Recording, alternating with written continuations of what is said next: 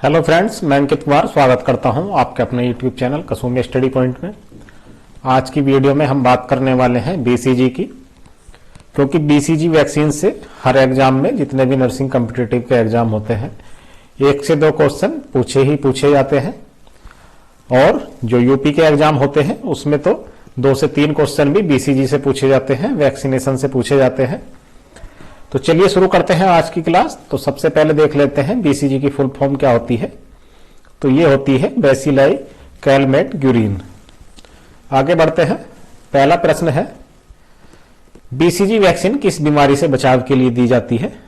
तो ये दी जाती है टीबी से बचाव के लिए। बीसीजी वैक्सीन टीबी से बचाव के लिए दी जाती है। अगला प्रश्न है, बीसीजी की खोज किसने की थी? तो बीसीजी की जो खोज की थी वो एल्बर्ट कालमेट और कैमिल ग्यूरिन ने की थी, जो कि फ्रांस के रहने वाले थे। और बीसीजी की खोज करने में लगभग 13 वर्ष का समय लगा था। इसकी शुरुआत, खोज की शुरुआत 1908 से प्रारंभ हुई थी और 1921 में पूरी हुई थी, जिसमें लगभग 13 वर्ष का समय बीसीजी की खोज में लगा था। आगे बढ़ते हैं। अगला प्रश्न है,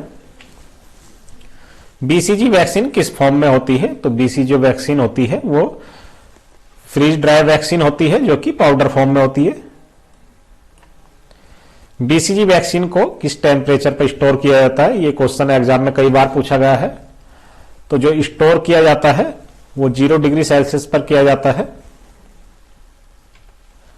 अगला प्रश्न है, dilute use in BCG vaccine. जो बीसीजी वैक्सीन होती है उसको किसमें डेल्यूट किया जाता है? तो ये किया जाता है नॉर्मल सलाइन में, जो कि 9% होता है। नॉर्मल वाटर में डेल्यूट नहीं करते हैं, क्योंकि नॉर्मल वाटर इरिटेशन कॉज करता है। अगला प्रश्न है, आफ्टर डेल्यूशन बीसीजी वैक्सीन किस टेम्परेचर पर रखी जाती है? तो ये रखी जाती है 2 से 8 डिग्री सेल्सियस पर। और जो स्टोर की जाती है वो 0 डिग्री सेल्सियस पर की जाती है। तो ये यहां पर ध्यान रखने वाली बात है। दोनों क्वेश्चन कई बार पूछे गए हैं एग्जाम में, क्योंकि कई बार बच्चे इन क्वेश्चन में कंफ्यूज हो जाते हैं। तो ये ध्यान रखना है, जो स्टोर की जाती है वो 0 डिग्री सेल्सियस पर की जाती है, और आफ्टर डेल्यूशन बीसीजी वैक्सीन 2 से 8 डिग्री सेल्सियस पर रखी जाती है। आगे बढ़ते हैं। अगला प्रश्न है, आफ्टर डेल्यूशन बीसीजी वैक्सीन कितने समय में यूज कर लेनी चाहिए? मोस्ट इंपोर्टेंट क्वेश्चन है, क्योंकि एग्जाम में बार बार पूछा जाता रहा है। तो ये 4 घंटे में यूज कर लेनी चाहिए। जो टाइम होता है आफ्टर डेल्यूशन बीसीजी वैक्सीन का वो 4 घंटे होता है। 4 घंटे के बाद ये डिस्कार्ड करनी पड़ती है, यूज नहीं कर सकते हैं।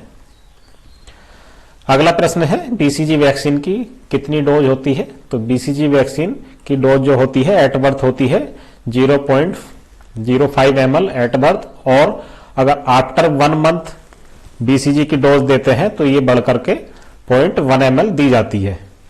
1 महीने के बाद अगर हम बीसीजी वैक्सीन देते हैं तो 0.1 ml देनी होगी, और एट बर्थ 0.5 ml बीसीजी की डोज होती है।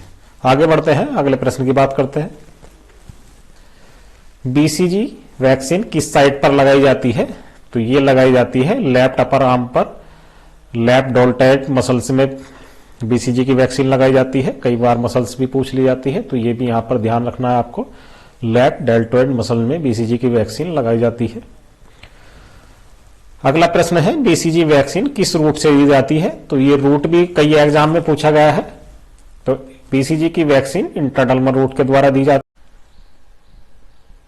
है। आगे बढ़ते हैं। अगला प्रश्न है, बीसीजी वैक्सीन कितने डिग्री पर दी जाती है? तो ये क्वेश्चन एग्जाम में काफी बार पूछा गया है।